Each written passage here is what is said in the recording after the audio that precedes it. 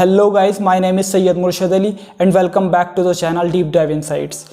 Guys last part में हमने बात करी थी लैरी एलिसन की बर्थ की और उनकी अडॉप्टेड मदर की, कैसे वो बड़े हुए और कैसे उन्होंने कॉलेज ड्रॉप आउट करा और बाद में वो कैसे शिकागो से बर्कली आए और कैसे उनकी वाइफ ने उन्हें डाइवोर्स दे दिया। अब हम बात करेंगे इसके आगे ही कहानी की, कैसे उन्होंने ओरेकल कंपनी को दुनिया की सबसे बड़ी कंपनी बनाया और दुनिया के 7वें सबसे अमीर इंसान बन पाए। तो चलिए शुरू करते हैं वीडियो को।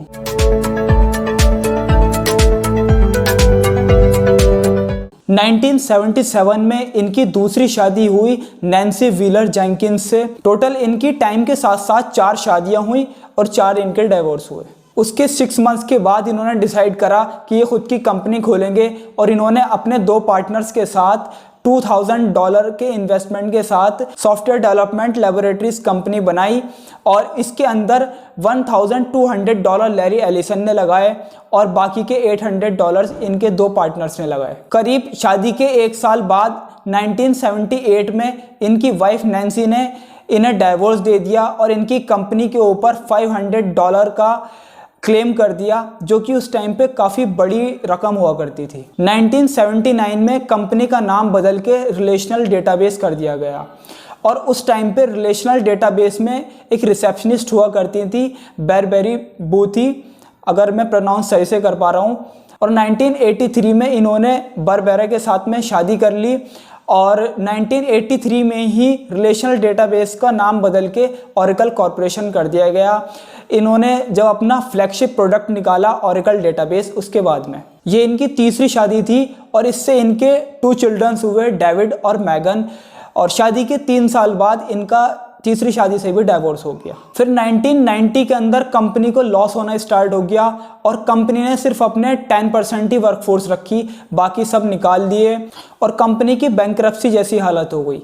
लेकिन ओरेकल की मार्केटिंग स्ट्रेटेजी थोड़ी अच्छी थी, सेलिंग टीम इनकी अच्छी थी। उन्होंने पोटेंशियल कस्टमर्स को अर्ज करा कि वो इनके सॉफ्टवेयर्स खरीदें और वापस से वो एक बार दोबारा से बैंकरप्सी से कंपनी को बाहर निकाल पाए। यहाँ से भी हमें गाइज एक लर्निंग मिलती है। एक कंपनी को बनाने के अंदर सिर्फ उसकी प्रोडक्ट क्वालिटी या सिर्फ प्रोडक्ट ही मैटर नहीं करता, आपकी मार्केटिंग कैसी है, आपके सेल्स टीम कैसी है, ये सब चीज़ें भी बहुत ज़्यादा मैटर करती हैं। उसी टाइम IBM ने एक अपना प्रोडक्ट बनाया, मेन फ्रेम रिलेशनल डेटाबेस, जो कि DB2 और SQL के नाम से मार्केट में बिकता है। लेकिन ये लेट हो गया रिलेशनल डेटाबेस यूनिक्स और विंडोज़ ऑपरेटिंग सिस्टम पे लाने में और इसी का फ़ायदा उठाया साइबेस ने, इन्फॉर्मिक्स ने, ओरेकल ने और बाद में माइक्रोसॉफ्ट ने। यहाँ से भी गाइज हमें एक लर्निंग मिलती है कि हम जो भी काम कर रहे हैं हमें अपने कॉम्पिटिटर्स को भी ध्यान में रखना है। ऐसा ना हो कि हमारा प्रोजेक्ट ही इतना लेट हो जाए कि हमसे पहले ही मार्केट में वो प्रोडक्ट आ जाए जो हम फ्यूचर में प्लान कर रहे हैं। उस टाइम पे ओरेकल साइबेस के पीछे चल रहा था। साइबेस उस दौर का सबसे ज़्यादा फास्टेस्ट ग्रोइंग डेटाबेस कंपनी बन गई थी। बाद में जब इन्होंने पावरसॉफ्ट के साथ में मर्ज कर लिया खुद को, तो इन्होंने इनका जो कोर प्रोडक्ट था डेटाबेस, उसके ऊपर ही ध्यान देना बंद कर दिया और कंपनी लॉस में जाने लगी।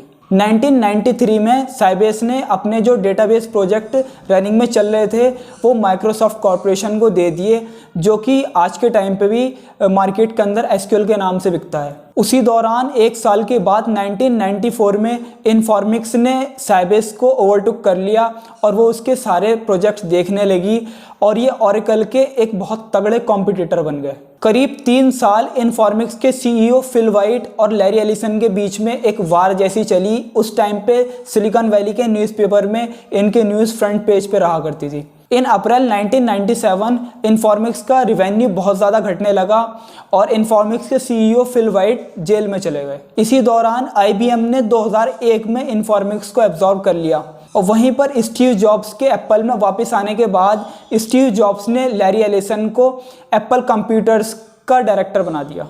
स्टीव जॉब्स की और इनकी फ्रेंडशिप बहुत ज़्यादा पुरानी है।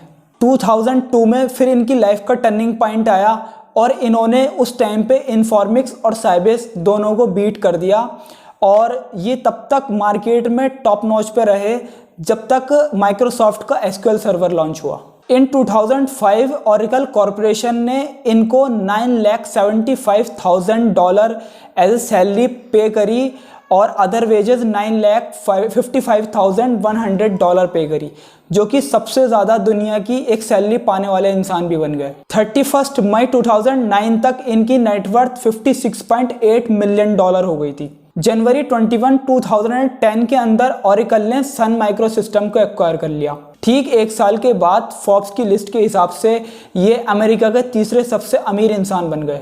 एज ऑफ 2013 इनके जो मेन कॉम्पिटिटर था वो IBM का DB2 और SQL सर्वर था, जो कि अब तक मार्केट में डोमिनेंस पे है। एक बार इनकी लाइफ को बूस्ट तब मिला जब नवंबर 2016 के अंदर ओरेकल कॉरपोरेशन ने नेटसूट को खरीद लिया $9.3 बिलियन के अंदर, और उसके अंदर इनके पर्सनल जो शेयर थे वो 35% थे, करीब $3.5 बिलियन।